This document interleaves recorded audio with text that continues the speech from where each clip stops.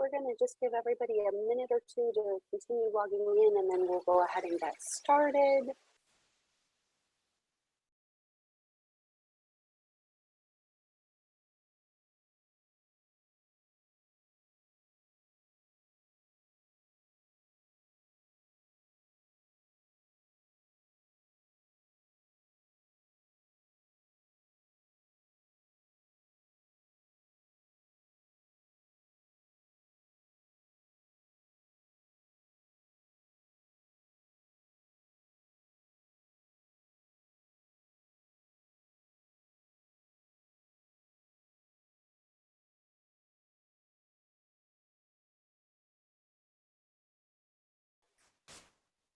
All right, good morning, and thank you very much for being with us for today's NABO Chicago webinar. I know that there are a lot of things going on in our worlds these days, but we are very excited to be with you this morning on some information about trying to reopen our businesses. So it is NABO's national 45th birthday. We were founded in 1975 and very excited to be able to honor our heritage when women business owners were not being taken seriously. And as next month is the anniversary of women's right to vote, I think that the need for NABO continues to be re-emphasized about the importance of our organization and our community of female entrepreneurs. I am Melissa Legowski. I'm the Executive Director for NABO Chicago and the owner of Big Buzz Idea Group. Honored to serve in this role and be able to support female entrepreneurs throughout the Chicagoland area. We have just started our new fiscal year, and this year's theme is Together and Stronger. There's never been a more important time for this female entrepreneurial community to come together with resources and just the intention to support each other in whatever way we can. So the office remains available to all female entrepreneurs, whether you are currently a member or a future member, but we want to be able to work with you. Want to thank our sponsors. Our work and our ability to continue to bring free programming to our members and all of Chicagoland at this time would not be possible without our sponsors. So Miller Cooper is our platinum sponsor. Our gold sponsors include BMO Harris Bank, 10,000 Small Businesses, and Summercore. Our silver sponsors include Big Buzz Idea Group, Country Financial, First Midwest Bank, Loyola's Quinlan School of Business, Merrill Lynch's Women's Exchange, and Wells Fargo Advisors. We also have several bronze sponsors, and more information can be found on our website for all of our partners. So please do check that out with links to their pages to find out more about them. Want to also recognize our board of directors. We have just installed our new officers. So Elizabeth Colon is our new president, and Edie Caminos is our immediate past president. Rupal Patel is our treasurer this year. We are very excited that they are serving as the executive committee. And these are the rest of our board members. A couple of special days that we would like everybody to also take note of. On Wednesday, July 29th, we're going to be doing a member orientation. So for anyone who is not yet a member, or even if you are a member and want to find out more about how to take advantage of your membership, please do tune into that event at 10 a.m. And we also are working on a very special conference that is going to take place on Thursday, September 10th. Many of you know that we usually have the Achievement Luncheon every spring, and of course COVID-19 has put that on hold for this year. So we have pushed it into the fall, and it will be a virtual event that will be dedicated and committed to helping female entrepreneurs rebuild their businesses. So the theme this year will be Reimagining Possibilities, and we have the wonderful Dr. Joanne Smith from the Shirley Ryan Ability Labs as the keynote. All of the sessions will be geared very much toward helping female entrepreneurs rebuild their businesses in a variety of ways. So it will be about how we can manage our teams differently, how we can handle our finances differently, and really planning for success in the future after COVID. So we hope you will join us. Tickets are currently available on our website. We are also accepting sponsors for this event. So if you want to get connected, it's a great time to have you involved. And we hope you'll mark your calendar to be there. We also are working to secure sponsorships for female entrepreneurs who might be struggling as a result of COVID to make sure that they can also be in attendance that day. So we encourage people who can to get a ticket and consider getting a ticket for a friend who might also benefit. And with that, we are super excited to have Tracy and Marcus Smith from Servpro of Downers Grove and Oak Brook with us today. Tracy is a longtime NABO member, and I am grateful that through NABO Chicago, I've been able to know her and get to know her better. And they have been exceptionally busy during this time. And I appreciate greatly that they are taking time out of their busy schedule to help us learn about the returning to business and cleaning guidelines for a healthy facility, because I think it is a new day and age for all of us. So without further ado, I turn it over to Tracy. Thanks, Melissa. I am really grateful to know you too, and thank you for having us. So my name is Tracy Smith, and I own several Servpros. What we traditionally do, the bulk of our business is restoring businesses and residential properties after flood and fire, but we respond to all types of property restoration. So mold damages, small particle cleaning, a variety of things. And in this time, COVID is the thing that's on everyone's mind. So we're happy to be able to respond to that as well. So we have been in business since 2003. I have 5 Servpro locations in Chicago and in the suburbs, and 2 in Minnesota. And through that, we serve the metro area and the Midwest and really nationally. I run the company with my husband, Marcus, who's here as well. And what his role has been for 18 years, coming up on 18 years, is whenever there's been something unusual that comes up, something really obscure or a niche of any kind, Marcus has really gone deep into understanding the technical details. So for a while, we did a lot of things around tear gas cleanup, which if you ever have an opportunity to share a beverage with Marcus, he has some really interesting stories about what goes around that. And small particle cleaning, and most recently COVID. So back in January, when it looked like that was gonna reach the United States and be a problem there, he started researching from that point on. So he is our resident expert, and he's also really great at taking really technical concepts and explaining them in lay terms and helping them translate into practical application. So that's why he's here, and we're gonna pull him in quite a bit while we're discussing this. So we are both born and raised Chicagoans, so it's particularly a passion of ours, in addition to our business, to help keep our properties in our hometown safe and clean and offer great career opportunities for lots of people. So with that, I'm gonna pull my screen up. Okay, so what we're looking to do today is we're gonna talk about some practical things that you can do to help keep your physical place as healthy and clean as possible in these uncertain times.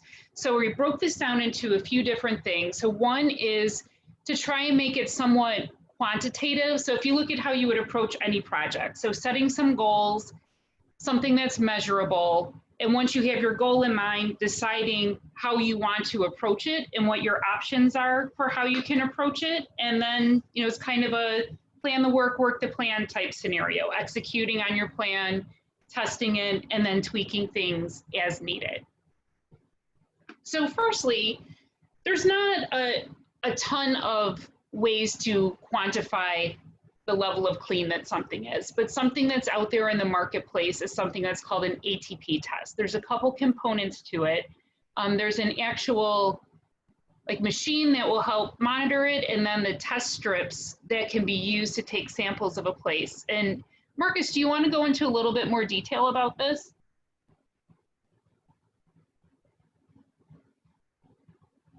Are you on mute? Is that better? Sorry. Yep, it's way better. Gotcha. Thank you for the introduction. You make me sound very impressive, like maybe somebody that is too important to take out the garbage later.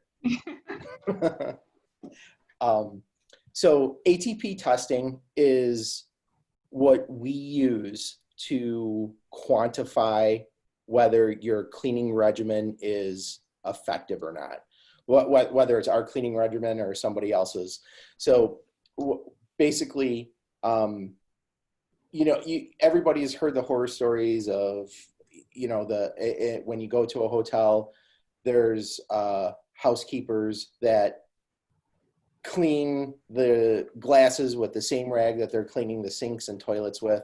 Like, how, of course, that's nobody's standard operating procedure, but, you know, kind of when it comes to the boots on the ground, is that what's happening or not? ATP testing is one way to establish how clean your facility is.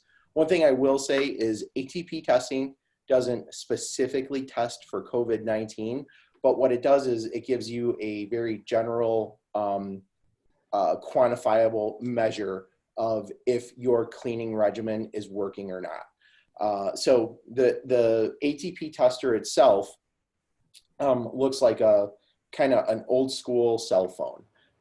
It has a little digital readout on there, and the top flips up, and you take a swab and you swab an area and you put it in the machine, and in about 30 seconds, you get a raw number, an RLU value. And you can see by this graph on the screen right now what the different classifications of RLU values are. You know, if you're 0 to 10, that's really clean. That's what all restaurants should be at and stuff like that. For most professional offices, anything below 30 is very acceptable. Typically, after when we're testing our staff after they've cleaned a space, you know, the values that we shoot for are under 10.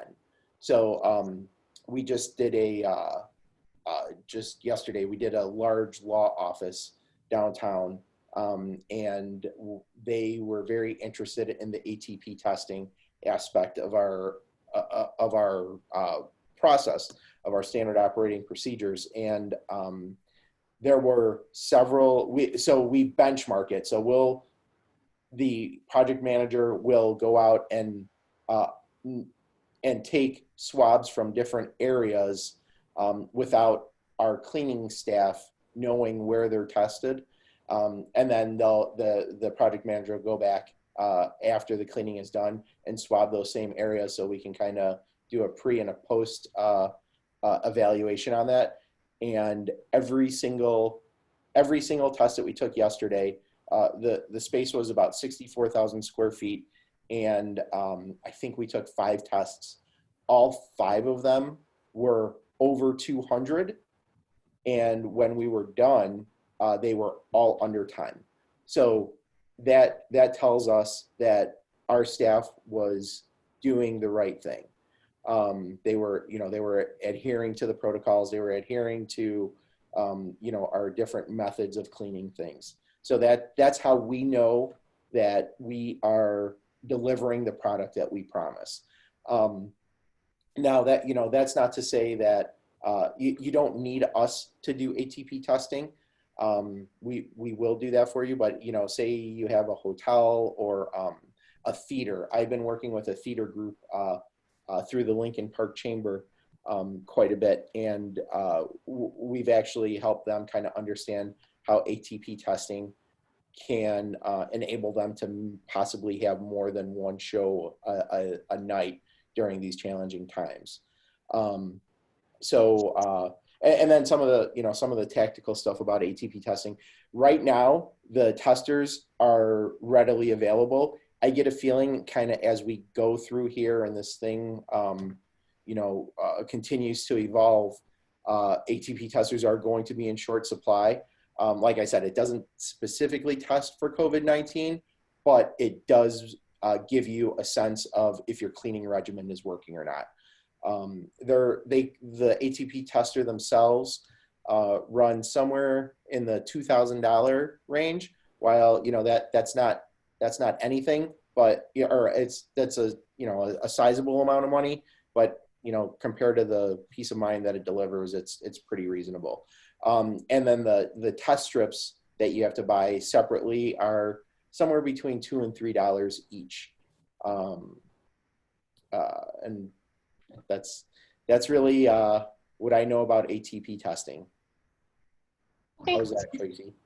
That's great. Thank you. Did I talk too much? No, I think you're just right. That's my job, talking too much, I think. Okay, so the idea there is that you're doing something to try to quantify things and maybe go one step beyond, hey, things look pretty clean, right? So then you're able to determine whether you are successful at what you're trying to do, right? So the next step that you'd be looking to do is to figure out, let me make sure I didn't miss anything in there. Okay, you're looking to set a routine, right? So you want to have a plan that you could just repeat at a predetermined schedule. And of course you could tweak something at any given time, but the idea is to at least get something in place so that you can focus on continuing to run your business. So we have broken this down into certain levels of clean. So one is the stuff that's happening all the time, well, at least semi-regularly in everyone's place. So stuff that is considered janitorial, whether it's done by a janitorial staff or people on your team. So making sure the trash is taken out, dusting hard furniture, other horizontal surfaces, I would say, whisk and vacuum upholstery, taking care of the carpeting and mopping the floors. Right from there, the next level up from there would be something that is a little more specialized that you might not be as cognizant of if we weren't in the midst of a global pandemic. So making sure to particularly hit high touch areas. So doorknobs, handles, light switches. And Marcus, I would like to jump back to you so you could talk about how something like this gets customized depending on the type of business it is, and maybe going a little bit different, maybe going a little bit deeper, because I think the example when you're talking about the theater, how they have a rotation of, they might want to hit something in between performances, where another place might want to hit something after closing or before opening. So can you speak to that a little bit, please? Oh, absolutely. So one of the things that about this slide that when I show it to people, something that is not readily apparent is at the top of each of those green boxes, there's a label janitorial, specialized. So janitorial, what that refers to is who is executing this type of cleaning. So janitorial that's your everyday staff. They're well-versed in doing those things. Specialized is the second specialized box can be done by your janitorial staff with some additional training. And the third specialized box is you probably want to call a company like Servpro to do that, because it requires equipment that doesn't really make sense for you to necessarily buy unless you have a huge facility. So the disinfecting, wipe, hard furniture, doorknobs, all these high touch point areas that Tracy mentioned before, these are, as the phrase implies, these are things that get a lot of use and a lot of touch. So what we do during our disinfecting process is we manually wipe those areas down with a disinfectant. The reason why you have to manually wipe those down is because in order for something to be truly disinfected, you have to get whatever you're cleaning, the surface you're cleaning, to a baseline clean level. So kind of if you imagine, if your house is like ours with 2 growing boys that seem to always have dirty hands, like our white light switches always have like a ton of like fingerprints and dirt and stuff on them. You could just spray a disinfectant on that, and you know, that would be kind of pointless because you still have that layer of dirt on that light switch. So you didn't really disinfect the light switch. You disinfected the very top layer of dirt that is on that light switch. So by doing a manual wipe down of the light switch, you're removing that layer of dirt, and 14-year-old boy, whatever, is on there, and you're getting it to a good baseline to where the actual light switch can be disinfected. The whole point of all of this is you want to make sure that your facility is as safe as possible. You want it healthy. You want it. You don't want to. You hear about how bars right now, unfortunately, no matter how clean they are, they're super spreaders. And by the nature of kind of like how bars are, you're in close proximity with each other. You're reusing glasses, that type of thing. So what you're trying to do here is you're trying to eliminate the ability for this virus to live on a particular surface. So that's the manual wipe down of our process. The second component, the second component of our disinfecting process is mechanically applying a disinfectant. And there's 2 generally accepted methods of applying disinfectant. One is through ULV spray, which stands for ultra low volume, and the other is through electrostatic spray. And both of them have their time and place, but for COVID-19 disinfection, it's much more preferable to apply disinfectant with an electrostatic sprayer. Just for some background knowledge, and Tracy, cut me off if this is getting not where you want this to go, but with a ULV sprayer, you put the chemical, the disinfectant into our little machine, and then it's atomized into very, very small particles, and then it's propelled through a nozzle, and that disinfectant hangs in the air for a long time because it's so small. It doesn't fall to the ground readily. So what that type of mechanical application of disinfectant is good for are for airborne illnesses, such as Ebola. When you have something that's airborne that you're concerned about floating through the air, ULV is the way to go. Now, the other type of virus are the ones that are not airborne, the ones that are spread through droplets. And I'm sure everybody has heard the experts talk on the news and TV and radio about how right now COVID-19 is not an airborne virus. It is only transmitted through droplets. So what electrostatic spray does, that being said, you're less concerned about the air and you're more concerned about surfaces. So what an electrostatic spray does is you put the disinfectant product into the little machine, and it's atomized much like the ULV sprayer, but as it's exiting the nozzle, it's given a positive electrostatic charge. So because it has that electrostatic charge, once that atomized disinfectant is in the air, it's immediately attracted to different surfaces.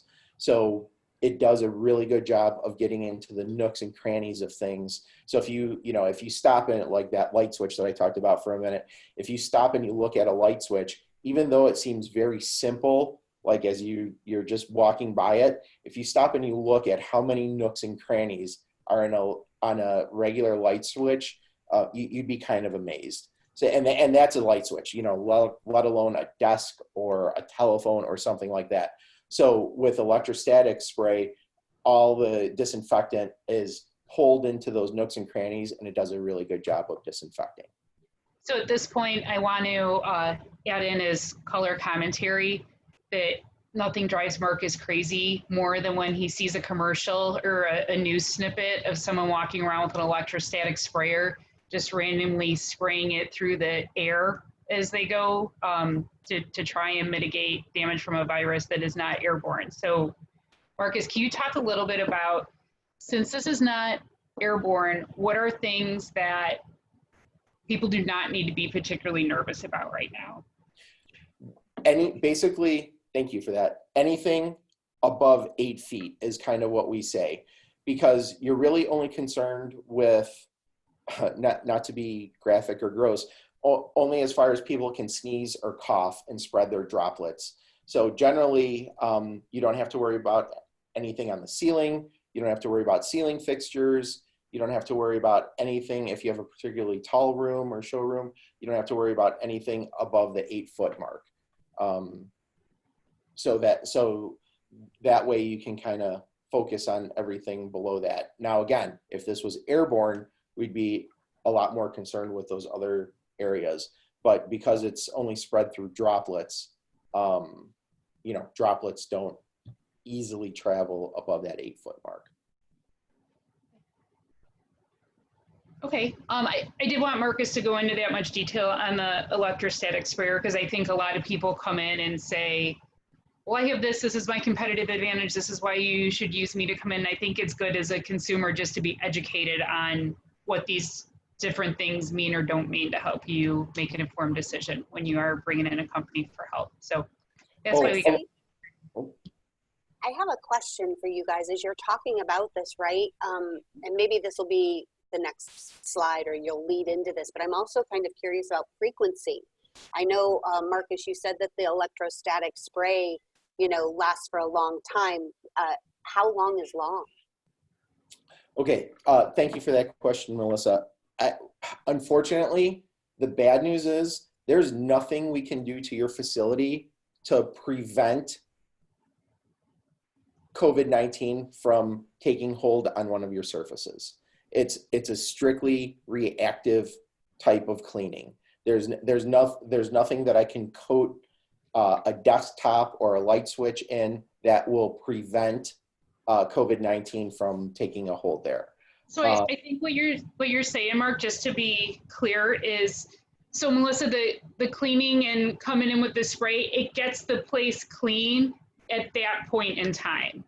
If someone walks in 2 minutes after that and sneezes that's sick, you've recontaminated it. But the cleaning that's there doesn't wear off. It's just life happening and people being in this space again is where you're exposed again. Exactly. Right, okay. Exactly. So the electrostatic spray, versus the ULV spray. When I say it hangs in the, through ULV spray, it hangs in the air for a long time. That just kind of tells you where your disinfecting product is going. It's focused in the air. Whereas electrostatic, I'm in my office here and it's, about 15 by 15. And I would say if I filled this room with ULV spray, it would hang in the air for hours here. Whereas if I sprayed it with an electrostatic sprayer, the disinfectant would be dissipated. You wouldn't be able to see it in the air after 15 seconds. It just gets attracted to those surfaces right away.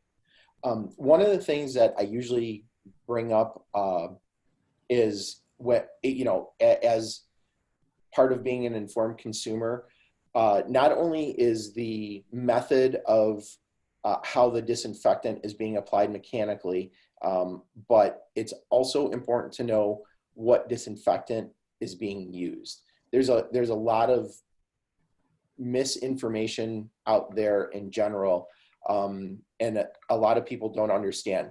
What you're looking for as far as the disinfectant is you always want to use an EPA registered product. Always, always, always, 100% of the time, you want to make sure it's an EPA registered product. Part of being an EPA registered product, there are going to be certain claims that the manufacturer of that product can make that is in essence, blessed by the EPA. One of those things is called a kill claim, and that means how effective something is. So like if you pick up a bottle of Lysol, it has 99.9% kill claim of certain viruses. What you have to realize is that kill claim is only valid at a certain dwell time. So last week, Lysol was in the news a lot because the CDC came out and said that Lysol, and this is the first product that has gotten the COVID-19 official stamp of approval, that it will kill COVID-19, and it's a dwell time of 2 minutes. So that means that if you're trying to disinfect a desktop, the desk has to stay wet with Lysol for 2 minutes for it to achieve the kill claims that Lysol is putting on their bottle. So all this is to say, if you are hiring somebody or you're training your staff to do this type of cleaning, you have to make sure that that you are reading the label on the bottle and adhering to the dwell times and the method of application in order to achieve the kill claims. I can tell you right now that if you put Lysol, which we know, if you spray Lysol on your desk and immediately wipe it off and you have, say 5 seconds of dwell time, it's not going to be, you're not killing anything. It's not achieving the proper dwell time.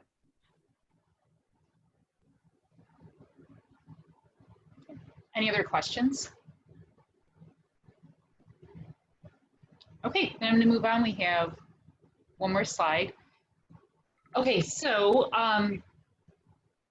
if you've gotten to a point where you've said, okay, we know what we're going to do and how much cleaning we want to do and how much disinfecting we want to do, it's time to meet with someone if you're going to engage a company to do part or all of that outside of your immediate team. Mark, do you want to talk about that? So what do conversations typically look like when you're talking with a potential client? And what are some warning signs, and what are things that are signs that people know what they're doing would be a good partner? So, usually when I talk to a client, I show them that previous slide of, step 1, step 2, step 3, and I try to gauge what their comfort level is with their current cleaning regimen.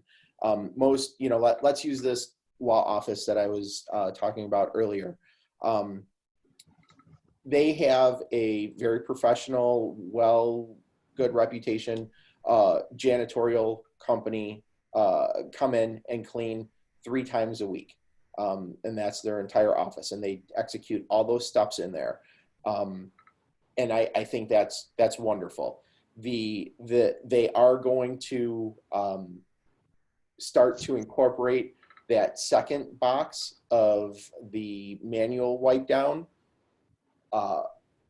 They're going to work with we are going to work with their current janitorial staff and train them on how to do that second step, because they're already there. They're professional. They have the ability to do it, and it just makes sense for them to do it. So we're going to help them. We're going to help our client train them to be able to incorporate that, and then they're going to have us come in once a week to do an electrostatic fog of their entire facility. So through working with their facility manager, we were able to gauge, okay, what do they currently have in place? How are they doing? They're doing pretty good, even though their ATP test scores were somewhat high.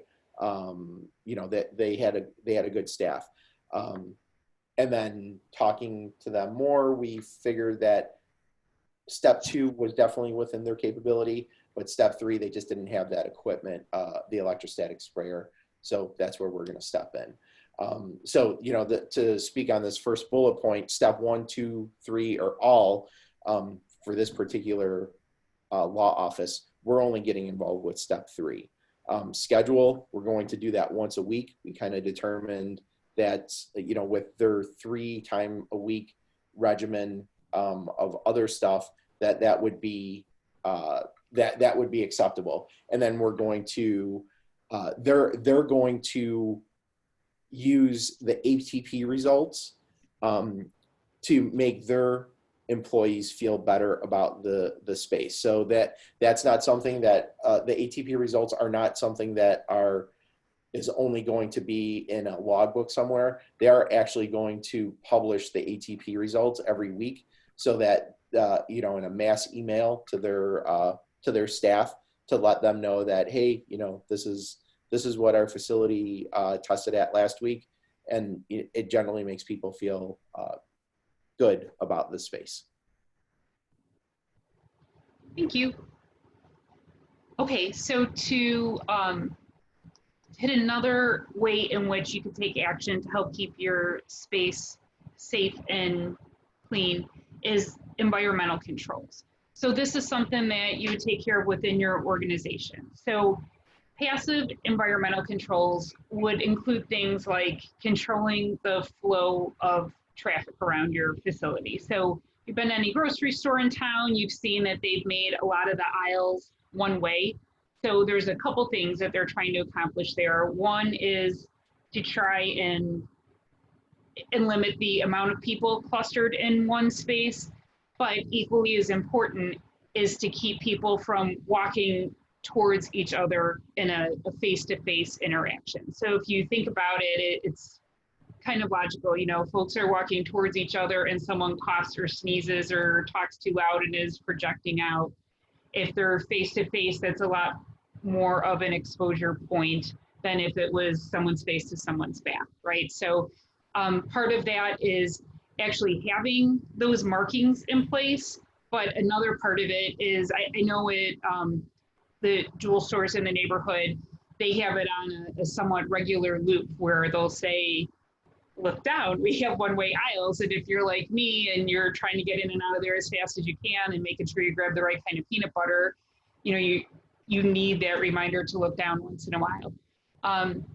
Also, something that I know we have done within our organization, which I think people don't always think of, in regular times, our crews and our teams are very fluid. So depending on who has expertise in what area and who's geographically moving from place to place, the folks that work with one another on a given day, it's a very dynamic thing, but not right now. So what we have done is we've made our teams a lot more static. And I recommend that you consider that too, if that's something that's an option for you. So if you have 6 team members and you need 2 folks on site at a time, maybe evaluate that when you do your scheduling. So maybe it's 3 pairings of 2. The thought being, if someone on your team does test positive, you've limited the number of other folks on your team that have been directly exposed to someone that has a positive test. Otherwise, if it's very fluid and everyone's working with everyone over the course of 3 or 4 days, you run the risk of taking out your whole team at once. So let's see, you know I have a friend of a friend who works in a lab as a scientist, and what they have done is they've divided all of their employees into a blue team and a green team. And what they do, they're not able to control who's at the same space at the same time, or in the office at the same time, or at the lab. But what they have done is they've completely marked off the floor and the way you can move around the facility. And there is a green route and there is a blue route. And they have lanyards and name tags that are identifying folks as blue or green, and that's how they do it. Marcus, I'm gonna put it back over to you to talk about how they do it in that one manufacturing facility too, because I like that example too. But the message here is to think about how you can protect your team and protect folks that are in your space. So Mark, why don't you talk a little bit about that facility? Sure. So there's a, I think you're talking about the facility on the north side. Okay. So it's approximately 1 million square feet, and they manufacture, they're a manufacturing company. And what they did was they cordoned off their manufacturing floor so that if, so that the part of their process is they have huge presses and grinders and stuff like that. You are only able to be in your designated essential to function space. So you come in through they added entrances and exits to the building. So when you walk into the building, you are only to go into your essential space. So across this 1 million square feet, I think there are, I think they designated, I want to say it's 18 spaces. So they're still quite large, but what they've done is they've eliminated mass gathering points like the cafeteria, and they have this big room with vending machines. So no longer, and each of the other big thing is each of those areas not only has their own entrance and exit, but they have their own restroom also. So a big part of determining how they were going to kind of cordon off these areas were restrooms. But with the cafeteria and the vending machine areas being closed, what they did was they set up tents outside so that that's where people have been eating their lunch. And then as far as like the vending machines for drinks, now they just have giant coolers in each of the 18 different areas with various drinks for their staff to just come and grab instead of going to a vending machine. So what they've done exceptionally well at is eliminating mass gathering points and everything. And they also have done a really good job at making traffic goes one way. As Tracy mentioned before, like in the grocery stores, they have these one-way stickers and stuff now. What you're trying to do at all costs is eliminate people passing face to face, because that's when you're most likely to transmit or catch COVID-19 is a face-to-face pass. Because if somebody coughs or sneezes and you walk kind of through that gross mist, that's when you're most likely to catch it. Sounds good.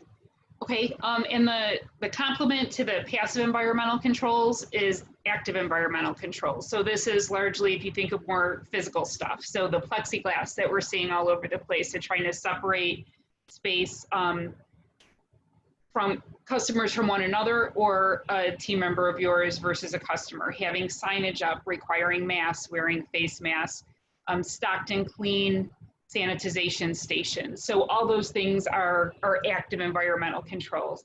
And it's obviously not a one-size-fits-all solution. So there's some of us that are solopreneurs that are out there on their own, and it's just keeping yourself safe and navigating things for your customers. And there's other folks that have hundreds of employees and 1 million square feet, like Marcus mentioned. So can I jump in really quick here for one thing? The sanitization stations, what does it mean to be stocked and cleaned? Not to throw anybody under a bus here, but if you go to the Jewel on Ashland in Lincoln Park, they're the little area where you get the wipes and the hand sanitizer. It's always a mess. But if you go down the street to the Whole Foods, I mean, it is immaculate. It is the picture of what a sanitization station should be. So that, I just want to kind of talk about what that is a little bit. I have a couple more questions around that. So we have a question from one of our attendees, piggybacking off of the last point on the passive environmental controls. If you are passing someone face to face, as long as the question is, what about if you are wearing a mask passing face to face? So, I don't know if you can speak to kind of what level the masks are helping or how that is impacting that pass to pass, but that is one question from our attendees. I've seen some graphics that are going, so the masks are largely to protect those around you. So if I was sick and I had a mask on, it would lower the chance of me spreading it to someone else, right? So if I am a healthy person and someone else is sick, my mask is not doing as much to protect me. Assuming that we're talking about these kind of masks that are readily available that you see all of us wearing kind of going through normal life. I've seen some graphics where they say no one with a mask, the likelihood is, let's call that it's not 100% likely, but if that's 100% exposure point, if the sick person is not wearing a mask and the healthy person is, it reduces the chance, and Mark, correct me if I'm wrong here, I want to say 15 to 20%. If the sick person is wearing a mask and the healthy person is not, I believe it reduces that by about 70%. And if both people are masked, I think it comes in with a 95% reduction in the likelihood that they would catch it. Which may have been true on the day that that particular graphic came out and the statistics that supported it. So to answer your question, Melissa, or to answer the question, the masks do help enormously. I mean, it's the number one thing that we can do as a community to try to stem the spread of COVID-19. But those traffic flow patterns, it's just another layer of protection. So again, it's whatever your risk tolerance is for this. I will tell you, I went to Best Buy the other day. I had to pick something up, and I don't know if anybody's been to Best Buy lately, but you walk up to a counter as soon as you walk in, and they ask you what you need. They're very friendly. And then, kind of depending on what you want, they assign a person to you, and they walk you over to the shelf where that product is. So you're not walking all over the store, and they're kind of guiding the traffic through their store to make sure that they're limiting that. So I kind of being in the business, I had a million questions for the person who was walking us through, who was this, is probably this 19-year-old college student who was just, doing this part-time. And they were like, why, creepy old man, do you have so many questions about this? But I found it really interesting that that's the approach that Best Buy took in order to keep their store safe. So, they probably are sacrificing some sales because you can't go into Best Buy now and just browse and, pick up what, things that you may have not. You have to go there for a specific thing, tell them exactly what you are thinking of buying, and then they assign somebody to walk with you over to that shelf to pick out exactly what you want, and then that person checks you out. So they've eliminated the the browsing and the traffic in the store that way. Great, thank you. The other thing that kind of came up too is we're kind of transitioning a little bit into this active environmental controls, and you're talking about like the sanitization stations. Are you finding limited supplies? I mean, I know at the beginning of COVID, there were certain items that were so difficult for the general consumer to access. And so I'm a little bit curious about cleaning products. I know Lysol remains, I think, very difficult for the layperson to access. So just kind of curious about what you're seeing, and as we are, I think a lot of us are going to need to increase frequency of cleaning to have any teams come back to our workplaces. Curious about supplies and what you're finding. Most things are getting easier to get daily. There still are, the big product that everybody wants is Clorox 360 and electrostatic sprayers. Those are near impossible to get right now. But almost everything else, the masks, the surgical masks, the regular hand sanitizer, that's pretty readily available. Maybe not in the brand that you're used to, but there are options out there. And then as far as the wipes. You know, I think that the Clorox wipes and Lysol wipes are readily available. Great, thank you for that. Sorry to interrupt, but thank you. Oh, that's okay. They may not be readily available at your normal places, but if you go to janitorial supply houses, they should have that stuff for you. Perfect. Okay, what other questions do we have? Anything else? I think that's it at this time. I will let you know if anything else pops up. Okay. Okay, so then we're at the point of wrapping up. So hold on. The last point, the most important point on this whole slide of our last slide is stay current with the CDC guidelines.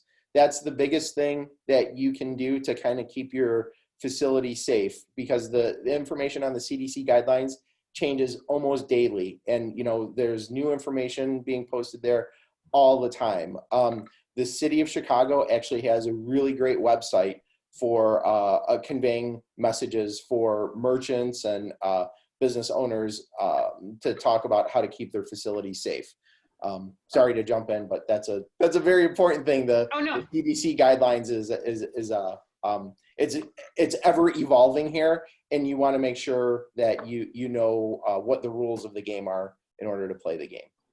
You know, I'm glad we're on the same page with that, because that's what I was going to mention as well. So the situation that we're living in today is probably going to be different when we hit fall, and then once we hit what is more the traditional cold and flu season, it's going to change again. So yes, the CDC website, it's surprisingly user-friendly. So it's relatively easy to navigate around and find some information. And the city of Chicago too, and as we say around our house a lot, Lori does not mess around. So if you want to know what's okay and not okay within the city limits, it's a good place to check and see the latest and greatest there. So, but that was it for the content that we had to share. So we're open for questions, or otherwise I think we're set. Yeah, I'll give it a couple more minutes to see if any other questions come in, but I think that that's one of the things, right? I mean, it's just a constant evolution. It's a moving target. I think every day we get smarter, and then we one step forward, sometimes it's two steps back. And so and I really like the examples you shared today too, because I think that it is different for every one of us, and trying to look at how we can control what we can control and think about some different limitations and separations, I think was really helpful. So I appreciate that. And just all of our businesses are unique, you know, in the interaction with customers and team members among one another. So yeah, I mean, we can't, it'd be nice if we could make a glossy brochure and hand it out to everyone and say, just do this, but unfortunately it's not quite that simple. Yeah, well, and even to your point, like thinking about theaters, you know, I'm sure like the cleaning regimen, if you've got to have a switch of an entire audience type of thing, is going to be very different from somebody who has a limited number of people in an office. So it's just, you know, and even frequency, I mean, to your point, right, it only stays clean for a very small window of time, depending on what the traffic is in any particular area. You know, and I think that's why you need to have all these things together. You know, you can't just say, I'm going to do the mask thing and then I'm good, or I'm going to bring someone in to spray and then I'm good, because and we're still learning a lot more about this, you know, so we're doing the best with what we know right now. But I think a multifaceted approach is our best shot at staying healthy. And then I know you guys were here out of the courtesy to just help us all get a little smarter around this today, but I do have a question then too, just to kind of dive in a little bit more. So as I heard you talk, I believe that you are offering the ability to train staff on cleaning protocols. Is that one of the things you guys are doing now? You know, that's not at that step two. It's not really in our sweet spot. Quite frankly, it's pretty expensive, but for us to do that. But you know, since we are involved in that project, and we, you know, our client wants a, you know, end-to-end solution, we are getting involved with that training of, it's actually, ironically, it's not even their staff, it's their janitorial staff that they subcontract out, that we're going to be working with to make sure that they understand how to do that manual wipe down with a disinfectant. Well, and to that point then, Marcus, so what questions should we be asking our landlords as well to know what they're expecting of the janitorial staff? I mean, are there things that we should be asking that would make us better prepared too? Absolutely. The base question there is, how have you tailored your cleaning regimen in light of COVID-19? And if they say, well, we haven't changed a thing, or they look at you with a blank face, I think you have your answer, that they haven't. That's kind of where that ATP testing comes into play, because it's a way to actually quantify how well your facility is being cleaned. Great, great. All right, and then you are obviously offering all of the electrostatic sprays and things of that nature. So if anybody is interested in that, right, they can reach out to you for that service. So Absolutely. All right, perfect. Well, that brings us up to time, and we got a note that this information was very informative. So I do thank you very much for being with us today. And I look forward to being able to share this information on the members only website as well for NABO Chicago members post event. And thank you very much for being with us to make us all a little bit more educated as we try to get back to work. Great. Thanks, Melissa. Thank you. Have a nice day. You too. Bye.